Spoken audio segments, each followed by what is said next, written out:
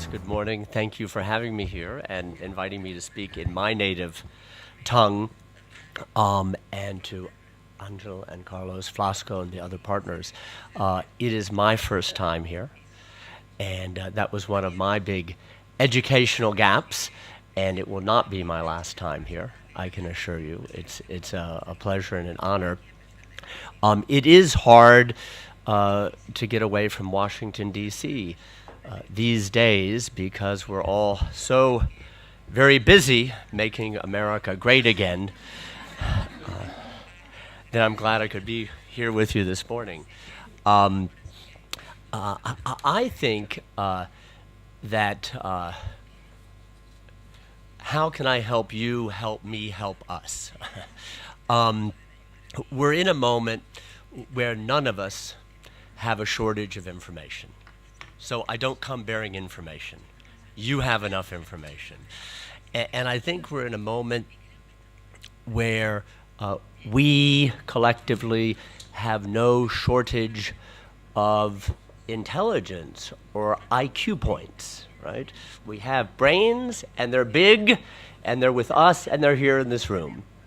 So I can't do anything there, but I'm going to try, in my humble way, to give you a way in which we might think about what's happening in the United States and how it affects our partners and you.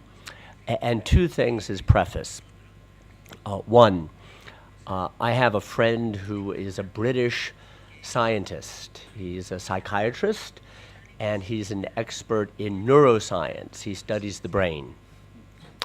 And he researches how the two hemispheres of the brain work together, the left and the right. It's not a new subject, but he dives deeper and researches more and concludes broadly, both biologically, but also, if you will, philosophically and metaphorically, that both hemispheres of the brain have a purpose, and we need both together.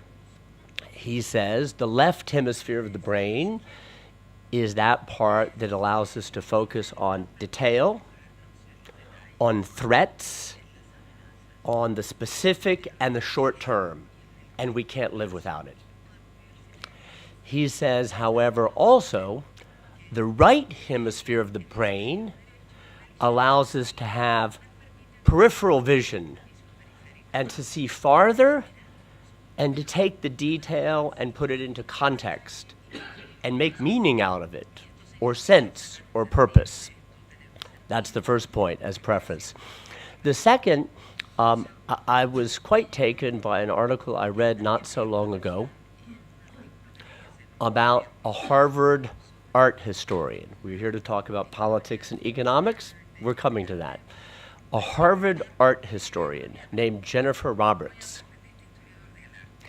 Every semester, she gives her students the following assignment. She says to them, pick a painting, any painting. Pick a painting, and then go to the museum and sit with a notebook, and none of this, no tweeting, no emails, no texting, okay, with a notebook, and ready, the students are in horror at first. They rebel. They despise, they hate. She says, and sit quietly with the painting for 3 hours. Yeah, 3 hours, you know. And they all do it, and they all have the same experience. First, frustration, fidgeting. What am I doing? Why am I being punished? Is the feeling of the students. But the point of the exercise, and they all conclude, is that seeing things is not instantaneous. And when they spend time with the painting of their choice, and they get over the first 15 or 20 or 30 minutes of frustration and anger, they see things they didn't see before. They see colors they didn't see before. They see relationships between objects that they didn't see before. They see lines and texture and dimension and order that they didn't see before. And why do I tell you that? I think that's the big challenge now for all of us, where we have so much information and the speed of technology and the speed of economics and the speed of politics, and trying to figure out the order of it and the larger meaning of it and the priorities in it. And I think it's a very difficult exercise. I think it's difficult because each and every one of us comes from a personal perspective. None of us have a full and complete data set. And I think in each and every case, and my case too, we all as human beings have blind spots. There's something that we don't quite see or don't quite comprehend. So in that context, I'm going to share two key thoughts with you in that context. The first thought is, before we talk about Donald J. Trump, the new president of the United States, and what he will do, because we all want to know what now, what next, practically, in politics and politics, I think it's first useful to talk a little bit about why Donald Trump. Where did this come from? It has roots somewhere. He didn't come out of thin air. It didn't happen miraculously, suddenly, for no reason at all. I think there are a number of reasons for it. You remember the attributed quotation decades ago to a British prime minister named Harold Macmillan, who, when asked, what should politicians fear most? He said, events, dear boy, events. Well, I'm going to augment that by saying it's the confluence of events. It's the combination of events that we should probably fear most. In the United States of America, we have a strange sort of paradox. Because on the one hand, if you look at certain factors, we're kind of doing okay. I looked up the other day, the United States, since the Second World War, has had 10 or 11 recessions. This is not one. The economy is growing. Not robustly, not fabulously, but the economy is growing. Unemployment, 4.5, 4.8, 4.9%. It's not a calamity. It's not a catastrophe. Inflation is under control. You read a lot and watch a lot on television about inner cities and race relations. It's important. We have problems. And as President Obama says, never been better before. Compared to 10 years ago, 20 years ago, 30 years ago, if you look at tolerance levels, integration in society of African Americans, interracial dating, interracial marriage, it's all better. But it's not the feeling in the country right now. It's not the smell. It's not the perception. The feeling, the mood in important parts of the country is anxiety, turmoil, even crisis. Okay? So why this? I'll mention a half a dozen things. I think together over lunch or in the conversation ensuing, we could think of more things. I'll mention a half a dozen things I noted today.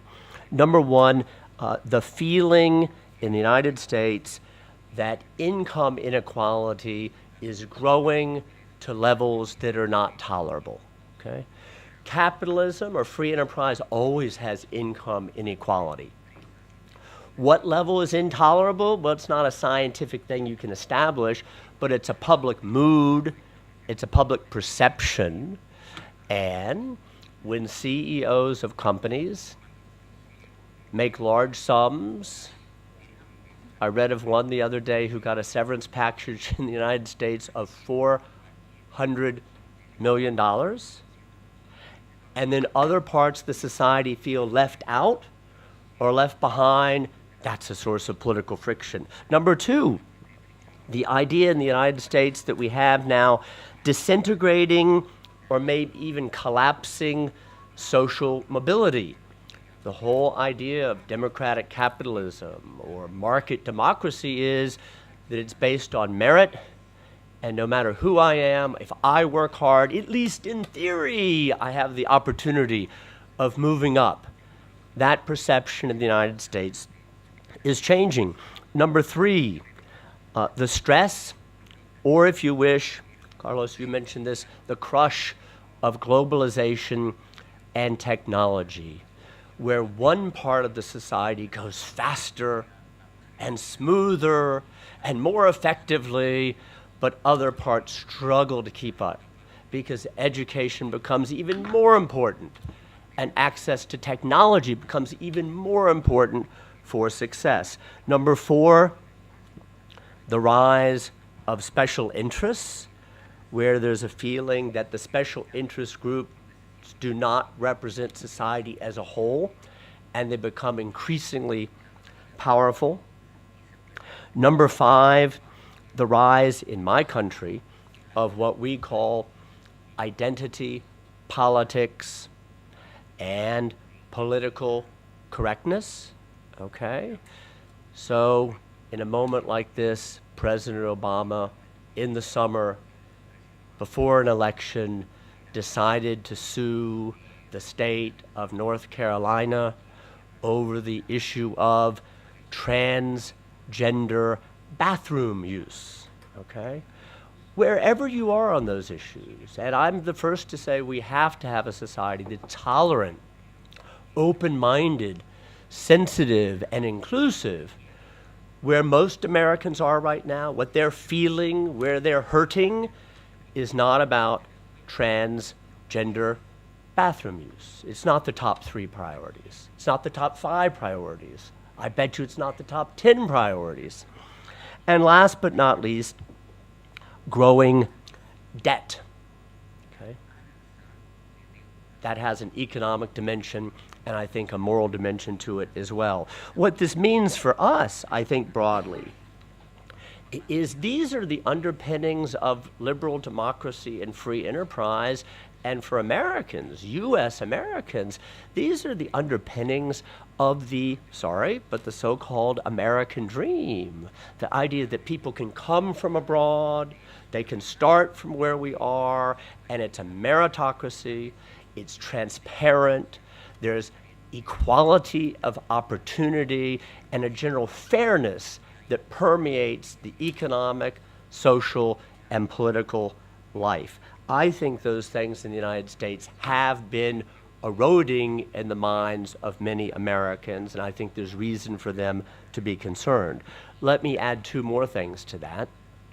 One has to do with foreign policy, and in my shorthand, it hurt us and helped the rise of someone like Donald Trump that President George W. Bush was guilty of a kind of overreach in Iraq, notably centrally, and President Obama for 8 years has been guilty of a kind of underreach as a reaction. We don't matter that much. Liberal world order is kind of a fancy think tank title, and so we withdraw and we retreat and we let others do more. Well, that's nice on a chalkboard, but as we know, history abhors vacuums, and vacuums get filled. They're being filled by Russia, populists, Iran, ISIS, China, all in different ways, very different ways, but not all to the good of what we would call a free, democratic-friendly, liberal trading order. The other thing that is very specific to the United States is we have had an erosion, I would say even decay, of popular and political culture in the United States. Sorry for being so specific, but for 20 years now, we have had the advent and proliferation of what we call conservative talk radio. Those of you who know the United States know this very well. It's coarse, it's rabid, it's angry, it traffics in some fringe conspiracy theories. Obama wasn't born in the United States, he's illegitimate, and so on and so forth. It's leaked across the popular culture. Look at reality television, which is not all bad, and I don't mean to sound conservative or fussy about it, but some of it is really quite crude and really quite unsophisticated and really quite base. I said to someone at dinner last night, a month ago, I turned on at 8 o'clock, switched through to find some television program, and I see a reality television show, and here's what I see. In a restaurant, a man taking a drink and throwing it in the woman's face, his wife, his girlfriend, his sister maybe, violently. And then they cut away and they're at home. She goes into the bathroom, he kicks the door down, she kicks him, he kicks her. Funny? Entertaining? Good ratings and audience size? I'm not for censorship. I'm not for censorship. But there's lots of that. And now we see it leaks into the political culture. And who arrives? Donald J. Trump. And what is he? He's vulgar. He's angry. He wants quick fixes now to complex problems without hardly any attention to the unintended consequences, okay? Why do I say all that? He's a product of something. He came from somewhere. And so to conclude my first of 2 points, if Donald Trump vanished to Mars today, all the underlying problems are still there. All the underlying causes and roots are still there.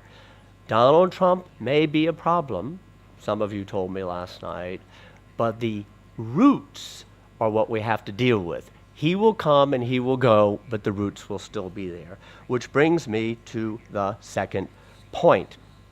Of course, everybody wants to know, what will he do? And so now I have to disappoint you a little bit because I haven't the foggiest idea. You know, the man has never held elected office, so that doesn't help us. He's never been a mayor. He's never been a dog catcher. So we don't have much evidence, you know, what he will do. We have many, many, many tweets. You know, he's a very good Twitter account manager, but tweets are not policy. Okay, so he's inaugurated on Friday, and we're going to see. Some people think that he is not at all ideological. He's opportunistic, as many populists are, and that's a good thing, okay? I think that's partially true, that he's not ideological and that he's opportunistic around power, but I don't think it's completely true, and I'll tell you why. I went back recently to 1987 to look at the ads that Donald Trump bought in the New York Times and other magazines, newspapers in the United States, 1987, 30 years ago. And boy, oh boy, 30 years ago, he was protectionist. He was very hard on allies. He said it was time for America to end, as he put it, our world protection. He said allies should pay for their own freedom. And he was isolationist. Today, he may say things like Ukraine don't matter to the United States. In 1987, he said the Persian Gulf is of marginal significance to the United States. Protectionist, isolationist, and a very simplistic zero-sum view of world affairs. So opportunist, maybe not deeply ideological, but I think in his veins pulses some things that in a country like Chile, and in, I dare say, a room like this, for those who are liberal-minded, outward-looking, trade-oriented, I don't think it's particularly good news. About your part of the world, I'll let others speak. I can't tell you too much because I've heard Donald Trump on Mexico, and I've heard Donald Trump on Cuba. I've not heard him on Latin America and South America otherwise. I've not heard him on Chile or Argentina or Brazil, and I have the concern that maybe even Mexico and Cuba are kind of props in a theater or a television show. I don't know what his enduring interests and concerns about Mexico and Cuba are. But I'll conclude with this. I think we're going to know a lot in 6 months, and I think we're going to know everything we need to know in 18 months about one of three things that are likely to happen. Okay? The first thing, which I do hope for, is that the office of President of the United States, the responsibility of being President of the United States, along with a infrastructure of checks and balances and media and Congress and courts and partners, international partners who, like you, speak and have interests and have opinions, will moderate him. And he will, as president, not be exactly the same impulsive, rabid character he was as candidate. I think that's possible, okay? And I think that's hope. I think, second, we will learn in 6 to 18 months, however, whether this doesn't happen and he'll be impeached.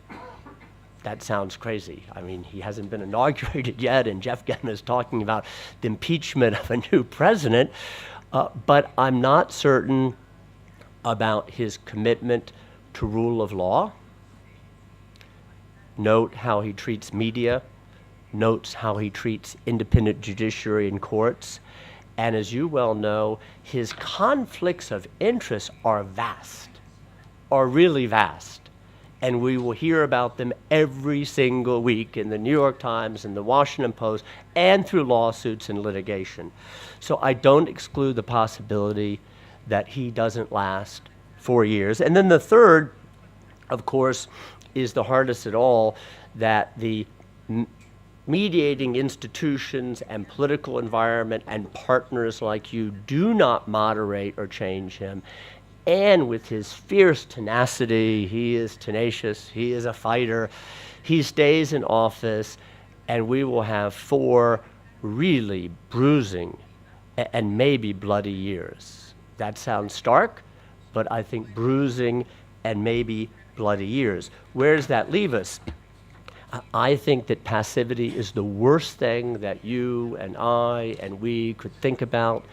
I think this goes beyond normal partisan politics, in part because of what happens in our country, in part because of the manifestation through Donald Trump, but in part what's happening in the world, as you well know, and the global phenomenon of rising populism or rising authoritarian populism. I think that we have to work very hard to figure out how to fix the problems of today, connect to populations that feel this level of discontent, and fight what we know to be illiberal and fundamentally at odds with democratic and market values. Final thought. No one can predict the future. I can't predict the future. I'm just going to tell you, boy, oh boy, we better stretch our imagination. We really ought to stretch our imagination, okay? And I think, you know, I'm an American, so we're pathological optimists. That's how we're wired. You call us naive. We say we're optimistic. But you know, if I had sat here 8, 9, 10 years ago before you, imagine, that's short, 8, 9, 10 years ago, and I had said to you, you know what? Russia will invade and occupy Georgia and Ukraine. Turkey will turn solidly authoritarian and openly hostile to Europe, the EU, and European values. You know what? There'll be 4 failed states in the Middle East: Syria, Yemen, Libya, Iraq, and guess what? Donald Trump will be president of the United States. You would have laughed and laughed and laughed. You said, don't you ever invite him again. How can you invite? He's on drugs. He's on drugs. So, can these problems be managed? Well, of course, they can one by one, but I think we should be incredibly humble with wide open imagination that what we've experienced these last 10 years, if we get on a wrong path, it could be profoundly bad, but really seriously a world crisis. With that charming and cheerful note, thank you very much.